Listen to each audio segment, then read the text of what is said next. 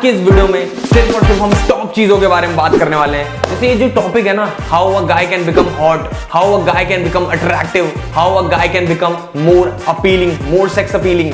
तो ये जो टॉपिक है ना, इसके ऊपर हजारों वीडियोस आपको यूट्यूब पे मिल जाएंगी, मतलब हजारों वीडियोस आपको यूट्यूब पे मिल जाएंगी।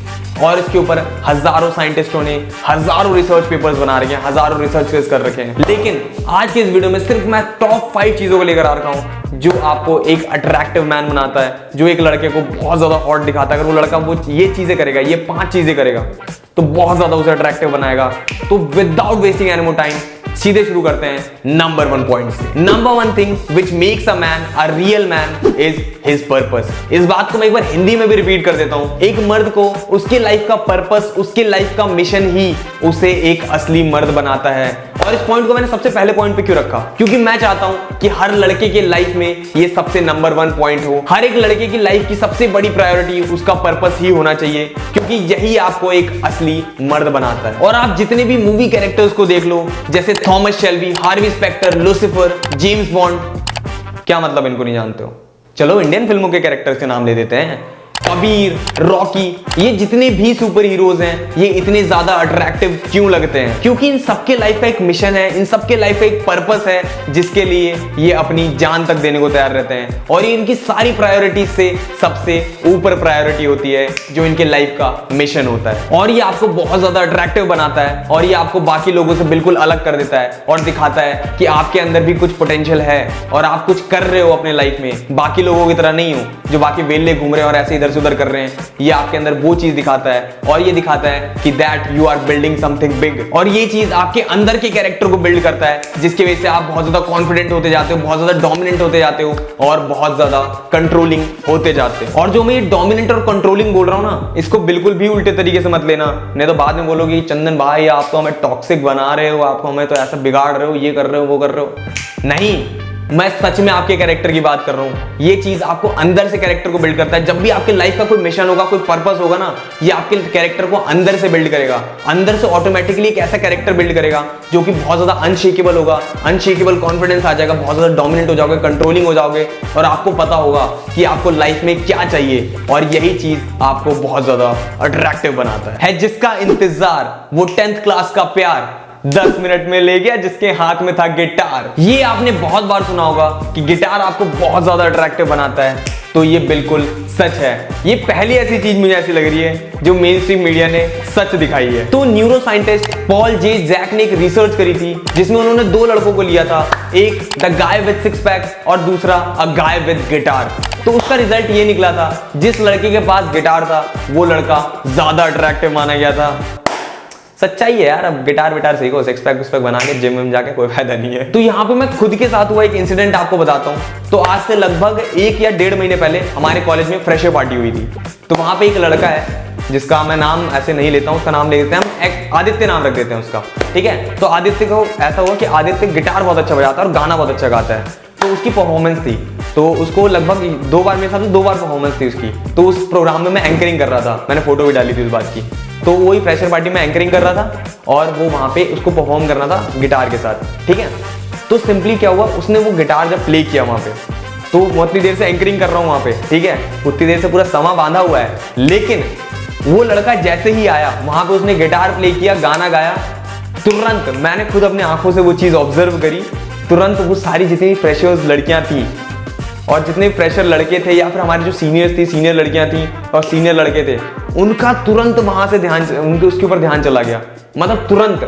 और वहां पे अट्रैक्शन क्रिएट हो गया। और मैं स्पेशली वहां लड़कियों की बात करूं, तो वहां पे जो फ्रेशर लड़कियां थी, वो पता उनके रिएक्शन क्या थे? मैं वहां से मतलब खड़े होकर देख रहा था स्टेज से, उनके रिएक्शन ऐसे, वाओ कितना अच्छा प्ले कर रहा है यार, कितना बढ़िया गिटार बजा रहा है। और उन्होंने तुरंत पता क्या किया, तुरंत फोन निकाल लिया, सबने फोन निकाल लिया, जितनी वहां लड़कियां थी सबने फोन निकाल लिया और तुरंत उसकी वीडियो बनाने लग गई और कहने लगी अरे कितना अच्छा गाता है, गिटार कितना अच्छा प्ले कर रहा है, ये वो, इतने कॉम्प्लीमेंट्स।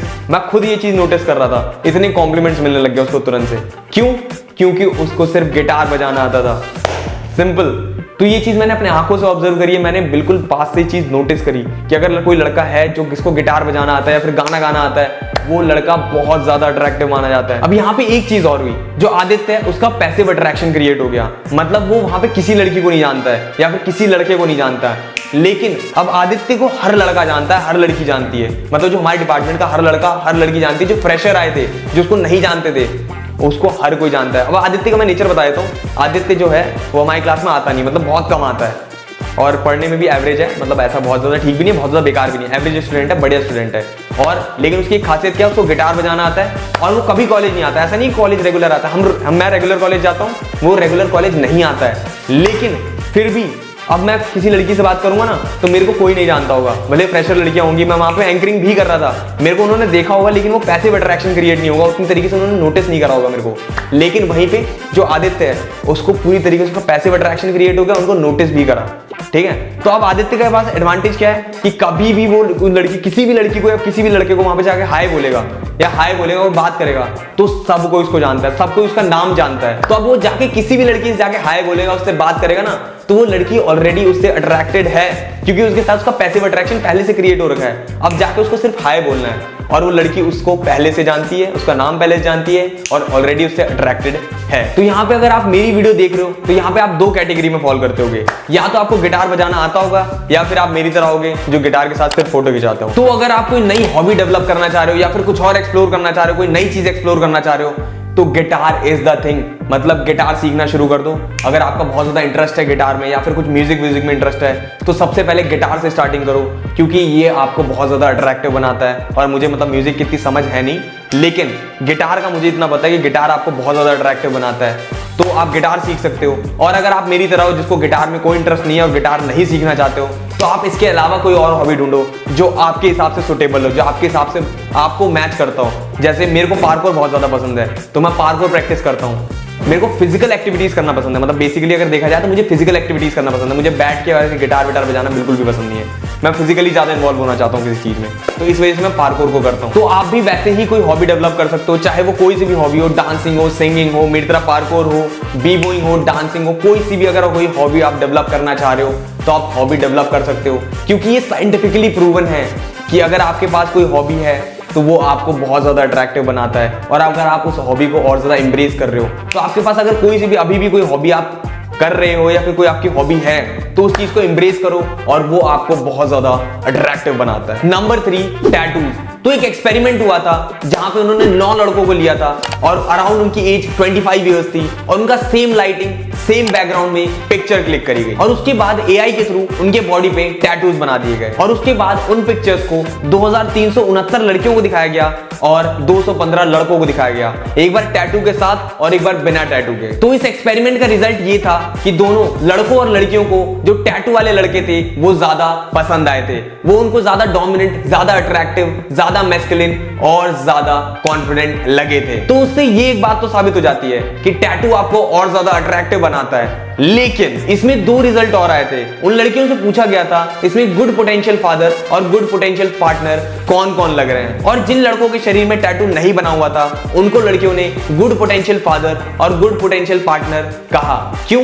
क्योंकि जो टैटूज होते हैं वो बहुत ज्यादा बैड बॉय वाइब्स देते हैं और बहुत ज्यादा केयरलेस वाइब देते हैं, और गुड पार्टनर के लिए और गुड फादर के लिए आपको केयरलेस वाइब नहीं दिखाना है, आपको वहां पे बैड बॉय वाइब नहीं दिखाना है, और टैटू वहां पे बैड बॉय वाइब दिखाता, इसलिए लड़कियों ने उनको ऐसा कहा। तो जब भी आप कोई टैटू बनवा रहे हो तो आपको उसका जो डिजाइन है बहुत वाइजली चूज करना है। और मेरे हिसाब से कभी भी आप टैटू बनवा रहे हो ना, जैसे मैं हूं, मैं तो कभी टैटू बनवाऊंगा नहीं, लेकिन अगर मैं कभी कोई टैटू बनवाऊंगा तो वो मेरे लाइफ से रिलेटेड टैटू होगा। जैसे अगर मैं कोई टैटू बनवाऊं तो कुछ एम जैसा टैटू होगा, मतलब मेरे कोई जो एम है उसके हिसाब से टैटू होगा, या कुछ वॉरियर जैसा टैटू होगा, कोई वॉरियर मंक टाइप का टैटू, इस टाइप का कोई टैटू होगा। तो जब भी आप कोई टैटू बनवा रहे हो तो मेरे हिसाब से वो ऐसा टैटू होना चाहिए जो बहुत ज्यादा आपको बैड बॉय वाइब ना दे, उसके अलावा वो ऐसा वाइब दे मतलब जिससे वो आपके शरीर से मैच हो, आपके शरीर से मैच हो और आपके माइंडसेट से मैच हो। ऐसे नहीं कोई सा भी ड्रैगन व्रैगन बना लिया, इस टाइप का टैटू मत बनवाना, बहुत ज्यादा बैड बॉय वाइब देता है और बहुत ज्यादा केयरलेस लगता है वो टैटू। 4th, deep voice. तो हमेशा लड़कियां डीप मैनली वॉइस को बहुत ज्यादा अट्रैक्टिव मानती हैं, और ये बात मैं ऐसा नहीं कि हवे में कह रहा हूं कि हाँ भैया अट्रैक्टिव मानते हैं डीप मैनली वॉइस को,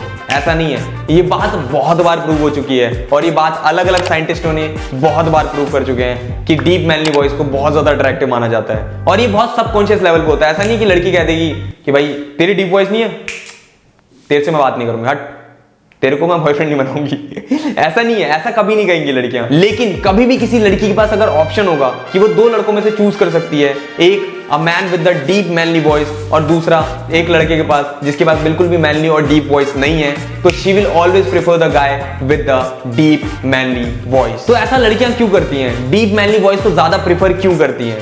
क्योंकि ये एक साइन होता है, ये एक इंडिकेशन होता है that you have high testosterone और दूसरा आप ज्यादा हेल्दी हो। तो चंदन भाई, जो डीप मैनली वॉइस होता है वो तो जेनेटिकल होता है ना, इसे हम चेंज नहीं कर सकते।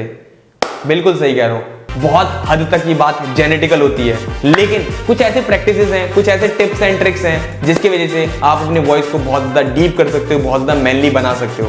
तो इसके ऊपर मैंने फुल डिटेल में एक वीडियो बना रखी थी बहुत पहले, तो इस वीडियो को जाके चेकआउट कर लो, बहुत ही ज़्यादा तगड़ी है। मैंने इसमें बहुत ज़्यादा ऐसे टिप्स एंड ट्रिक्स एकदम डीप में बता रखा है जिसकी वजह से आप अपने वॉइस को और ज़्यादा मैनली कर सकते। नंबर 5, पेट। तो मैं आपको ये नहीं कह रहा हूँ कि आज ही आप मार्केट जाओ और एक पेट उठा के ले आओ, ऐसा नहीं है। अगर आपके पास पेट है तो सबसे पहले बधाई हो, और अगर आपके पास पेट नहीं है तो उसके लिए भी मैं ट्रिक बताता हूँ कि आपको क्या करना है। तो सबसे पहले मैं आपको बता दूं कि आपको पेट का यूज कैसे करना है। ये बड़ा गलत साउंड कर रहा है यार कि पेट का यूज कैसे करना है, अगर कोई सुनेगा तो कहेगा कैसी कैसी बातें बताते रहता हूँ मैं। तो आपके पास अगर पेट है ना, तो आपको सिंपली क्या करना है, जाओ और एक बढ़िया सा फोटो शूट कराओ उसके साथ। और अगर आपके पास पेट नहीं है तो आपको क्या करना है, किसी आपके दोस्त यार मित्र किसी का तो पेट होगा, अड़ोसी पड़ोसी, मतलब कहीं से तो कोई पेट होगा, उसको अरेंज करो।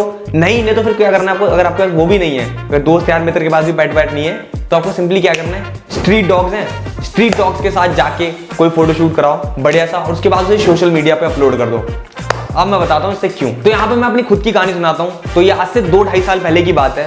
तो एक फ्रेंड थी मेरी, मतलब उससे हम लोग नंबर से बात करते, हम लोग इंस्टाग्राम पे एक दूसरे को फॉलो नहीं कर रहे थे, तो हम लोग व्हाट्सएप पे बात करते थे या तो कॉल पे बात करते थे। तो उसने रैंडमली जस्ट एक दिन मेरे से इंस्टाग्राम पूछा, मैंने उसका इंस्टाग्राम पूछा, तो वो मेरा इंस्टाग्राम चेकआउट कर रही होगी, मतलब पूरा उसने नीचे तक स्क्रॉल करके देखा होगा।